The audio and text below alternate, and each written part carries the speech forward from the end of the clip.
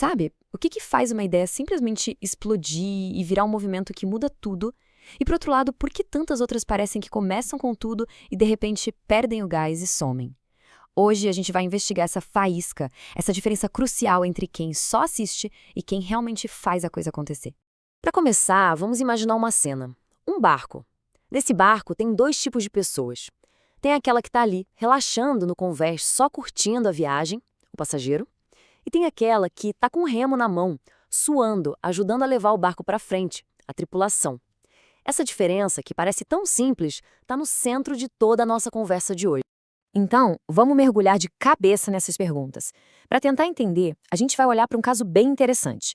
Um movimento que começou minúsculo, coisa de 2000 anos atrás, e cresceu de um jeito surreal. O que será que a gente pode aprender com a energia da igreja primitiva que se aplica a qualquer organização hoje em dia? Certo, então vamos voltar lá no começo. E olha, esquece a imagem de catedrais gigantes, de estruturas enormes. O projeto original desse movimento era radicalmente diferente. Era tudo descentralizado, ágil e acontecia nos lugares mais comuns que se possa imaginar. E o coração desse movimento, o lugar onde tudo pulsava, não era um templo. Era a casa das pessoas. Pensa só nisso. O mesmo lugar onde o pessoal comia e dormia era também o centro comunitário, a sala de aula, o espaço para crescer junto.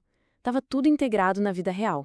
E essa filosofia toda está resumida nessa frase aqui, que é muito forte. A própria ideia de alguém ser um crente solitário era vista como um absurdo, uma coisa que não fazia o menor sentido. Para eles, estar junto não era só uma atividade de domingo, era a identidade do grupo. Ninguém fazia parte do movimento sozinho. Mas é aqui que a história muitas vezes toma um rumo meio trágico. Como é que um movimento cheio de vida, pulsante, acaba virando um fóssil? Como é que aquela energia toda se transforma num monumento frio, estático, que é só uma homenagem ao que um dia já foi? A gente vê essa transição acontecer o tempo todo. Pensa numa startup de garagem, cheia de paixão, que de repente vira uma corporação gigante e burocrática. Aquela energia criativa que foi o motor do crescimento é trocada por um foco em regras, em processos e, principalmente, em não causar onda. E o que eu acho fascinante é como os sociólogos olham para isso. Eles fazem uma distinção clara entre o que chamam de seita, que aqui não tem sentido pejorativo, tá? É só uma organização jovem, dinâmica, movida por uma missão, e uma igreja, uma instituição já estabelecida que existe mais para se manter. Basicamente, uma quer mudar o mundo, a outra só quer sobreviver nele. O famoso sociólogo Max Weber chegou a mapear essa jornada. Geralmente começa com um líder carismático, um visionário. Com o tempo, essa visão se cristaliza e vira tradição. E, no final, a tradição é substituída por um manual de regras. A paixão original se perde num mar de burocracia. Então, a pergunta de $1 milhão: como uma organização consegue escapar desse ciclo? A resposta, pelo visto, não está num programa novo ou num líder melhor. Está em repensar, lá na base, o que significa ser um membro. É hora de deixar de ser consumidor para virar criador. E isso nos leva a uma palavra que é a chave de tudo: discípulo. Mas olha, esquece aquela imagem de um aluno passivo, sentadinho só ouvindo. Nessa estrutura, um discípulo é um participante ativo, automotivado. Ele não fica esperando alguém dizer o que fazer, ele já tem um trabalho, uma função. A mudança de mentalidade é gritante. De um lado, tem o espectador. Ele é passivo, ele consome, ele vem para assistir a um show. Do outro, o discípulo. Ele é ativo, ele contribui, ele é enviado para uma missão. Um vem para receber, o outro vem para dar. Isso muda completamente o jogo. Essa citação aqui vira tudo de cabeça para baixo. Ela está dizendo que ter um propósito ativo não é um nível avançado que se alcança depois de anos, não. É o ponto de partida. Desde o primeiro dia já existe uma missão. Não tem período de experiência, sabe?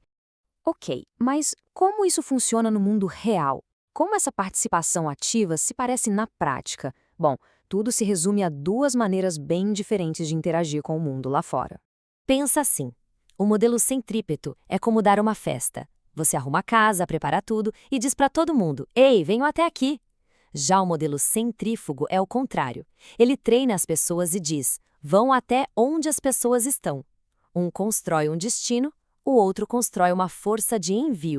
E foi justamente essa estratégia centrífuga, essa de enviar as pessoas, que alimentou o crescimento explosivo daquele movimento lá do começo. O poder não ficava concentrado num único lugar. Ele era distribuído por toda a rede, com cada membro sendo ele mesmo um polo de crescimento. Certo, já vimos bastante teoria. Agora, como é que a gente pode, de fato, diagnosticar a saúde de uma organização? Vamos dar uma olhada nos sinais vitais que separam um movimento que está prosperando de um que está, bem, em declínio.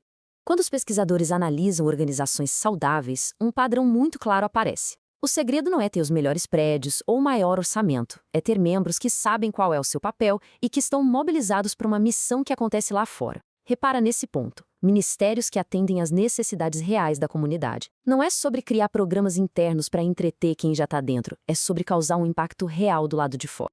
E assim, a gente volta para a imagem do nosso barco. A jornada mais importante que qualquer organização pode fazer é ajudar seus membros a fazerem essa transição, de passageiros, que estão ali só de carona, para membros indispensáveis da tripulação, que pegam um remo e ajudam a definir o rumo. Então fica aqui a pergunta final para a gente pensar. Pense numa organização, num projeto, talvez até na sua vida, que perdeu aquele gás do começo. E se a chave para reacender essa chama não for um plano mirabolante, mas uma simples mudança de mentalidade? E se a resposta for só transformar os espectadores em participantes? O que aconteceria se todo mundo pegasse um remo?